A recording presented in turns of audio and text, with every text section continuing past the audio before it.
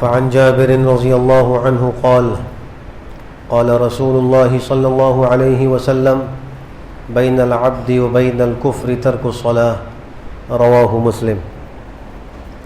حضرت جابر رضی اللہ تعالی عنہ سے روایت ہے کہ رسول اللہ صلی اللہ تعالی علیہ وسلم نے ارشاد فرمایا کہ بندے کے اور کفر کے درمیان نماز چھوڑ دینے ہی کا فاصلہ ہے، یعنی مسلمان اور نماز میں ایسا گہرا اور مضبوط تعلق ہے اور اتنا مضبوط اور ہمیشہ کا ساتھ ہے کہ اگر یہ تعلق ختم ہو تو انسان اور کفر کے درمیان کوئی فاصلہ نہیں رہتا۔ نماز اتنی اہم چیز ہے۔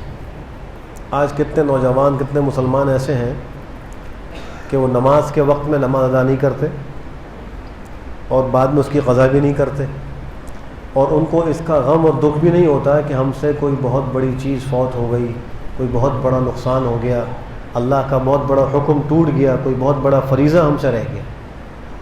یہ اس سے بڑھ کر افسوس کی بات ہے۔ ایک تو غلطی اور گناہ ہو اور دوسرے پہ اس غلطی اور گناہ پر کوئی پشیمانی بھی نہ ہو، شرمندگی بھی نہ ہو، تو یہ تو ستم بالائے ستم ہے۔ حضرت ابو درداء رضی اللہ تعالیٰ عنہ فرماتے ہیں کہ مجھ کو میرے جگری دوست یعنی جناب نبی کریم صلی اللہ علیہ وسلم نے وصیت فرمائی، تاکیدی حکم فرمایا۔ ایک تو یہ فرمایا کہ اللہ کے ساتھ کسی کو شریک نہ کرنا، اگرچہ تمہارے ٹکڑے ٹکڑے کر دیے جائیں، اگرچہ تم آگ میں جلا دیے جاؤ، پھر بھی اللہ کے ساتھ کسی کو شریک نہ کرنا۔ اور فرمایا کہ فرض نماز کو جان بوجھ کر کبھی نہ چھوڑنا، شرک سے بچنے کے حکم کے ساتھ فرض نماز کو جان بوجھ کر ترک نہ کرنے کا حکم فرمایا کہ اس کو ترک نہ کرنا، اور فرمایا جو جان بوجھ کر فرض نماز کو ترک کر دیتا ہے تو اللہ کے ذمے سے بری ہو جاتا ہے۔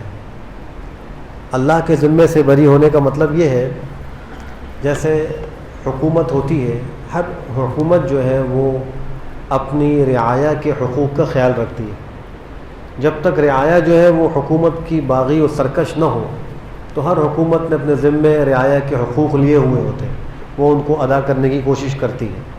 لیکن جب کوئی رعایا میں سے باغی و سرکش ہو جائے تو پھر جو حقوق حکومت نے اپنے ذمے لیے ہوتے ہیں اس کا وہ شخص مستحق نہیں رہتا اور اس کو پھر وہ حقوق نہیں ملتے۔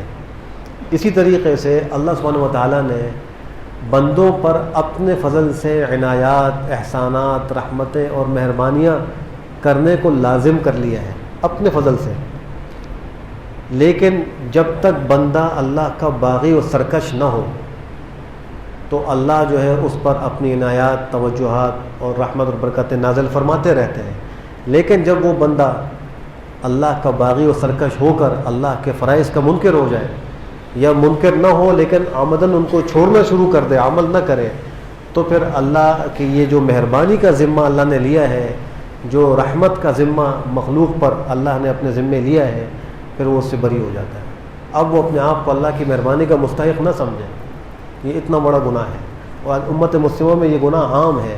ایک حدیث میں آتا ہے کہ آپ نے صرف جماعت چھوڑنے پر یہ فرمایا کہ میرا دل چاہتا ہے کہ میں مصلی پہ کسی کو نماز کے لیے کھڑا کروں اور نماز شروع کرائے امام، میں چند نوجوانوں کو لے کر جاؤں، لکڑیاں جمع کروں اور ان گھروں کو آگ لگا دوں جو لوگ گھروں میں ہیں اور مسجد میں نماز پڑھنے کے لیے نہیں آتے۔ ترک پر نہیں فرمایا، صرف جماعت کے ترک پر، گھروں میں نماز پڑھ رہے ہیں لیکن مسجد میں نہیں آ رہے، ان کے لیے آپ نے فرمایا کہ میرا دل یہ چاہتا ہے کہ میں ان کو آگ سے جلا دوں، لکڑیوں سے جلا دوں۔ یعنی گھروں کو جلانے کا مطلب گھر والے بھی اندر ہی ہوں گے، ان کو گھر کے ساتھ جلانا ہے۔ اس سے اندازہ لگائیے کہ جماعت کے ترک پر اتنی شدید وعید ہے تو بالکلیہ نماز کے ترک پر کیا کچھ ہوگا، کتنا سخت اس پر اللہ کا وبال اور عذاب پڑے گا۔ اس لیے ہر مسلمان کی ذمہ داری ہے کہ وہ 5 وقت فرض نماز کا خوب اہتمام کرے اور اس میں کوئی وہ غفلت نہ کرے۔ بچوں کو بچپن ہی سے اس بات کا عادی بنایا جائے کہ وہ نماز کے لیے مسجد میں آئیں، ان کا اہتمام ہو، اس کی وہ فکر کریں۔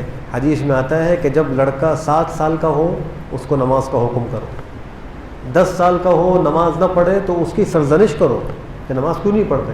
حالانکہ 7 سال اور 10 سال کا بچہ عام طور پہ مکلف نہیں ہوتا، لیکن عادت بنانے کے لیے اور اس کے دل و دماغ میں نماز کو بٹھانے کے لیے حکم فرمایا جا رہا ہے کہ دیکھو 7 سال کا ہوتی ہے اس کو نماز کا حکم کرو۔ اب اس کو نماز آنی چاہیے. ہمارے کتنے ایسے بچے ہیں کہ ان کو نماز کا پتہ نہیں, دعائے قنوت کا پتہ نہیں, یا تحیات کا پتہ نہیں, نماز کے موٹے موٹے فرائض نہیں جانتے, نماز کے واجبات نہیں جانتے. تو نماز کا جب حکم کریں گے تو پہلے اس کا طریقہ بھی تو سکھلانا ہوگا. تو طریقہ سکھائیں گے تو نماز کا حکم کریں گے. اگر بیٹے کو کہا جائے کہ بیٹا نماز پڑھو اور وہ کہے کہ ابا تو مجھے نماز پڑھنی نہیں آتی, پہلے وہ سکھائیں. تو بچپن ہی سے بچوں کو دینی تربیت دینا اور ان کو نماز اور روزے کی تعلیم کرنا ماں باپ کی ذمہ داری ہے. اس کوتاہی پر شدید مواخذے کا اندیشہ ہے.